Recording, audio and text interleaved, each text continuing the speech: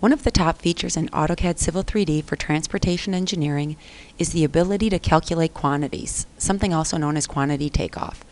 Without the automated approach, this would need to be done manually, counting items paid for individually, like lampposts, and performing measurements to get quantities of other items, such as linear feet of curb and gutter.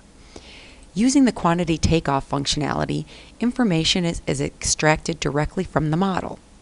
We can assign pay items to those objects in the model and then have the software automatically count those objects, eliminating the need for manual counting and greatly reducing the chance of error.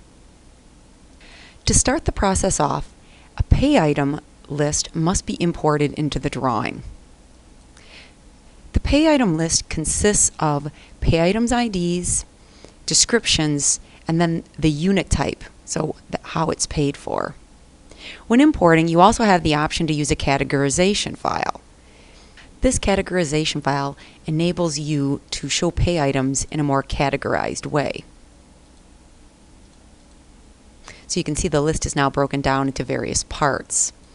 So you can see here's your earthwork categories, bases and subbases, pavements, etc. This categorization can also be turned off or on depending on how you want to see your information.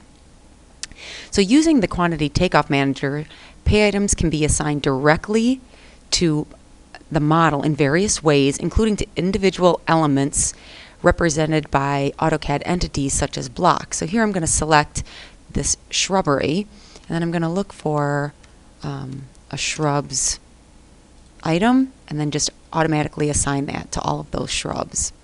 I can do the same thing over here. These are lamp posts. I'm going to look for some lighting. So these are just AutoCAD entities in my drawing.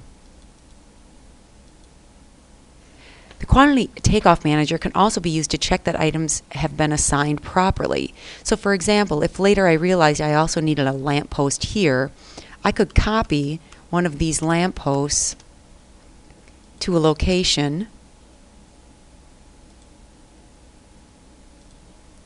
and then just to make sure that I have already assigned that pay item to it, I just say select items with that pay item, and I can see that just by copying a pay item, it automatically assigned that pay item to it, so I can be assured that all of my items have pay items assigned properly.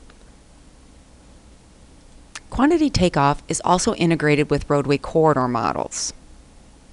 So for our project, if we want to assign something like curb and gutter to the feature line that's represented by flow line curb, I come right into the corridor properties, and again I'm going to look for curb and gutter, and here's what I'm looking for down here: concrete curb and gutter 30-inch type A, and I'll just say OK.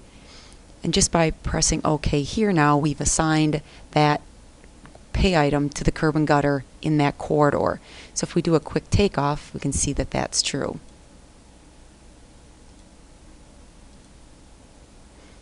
So 74.242. If the corridor model changes, so if we change something like the curb parameters here, I'm going to change this to 10.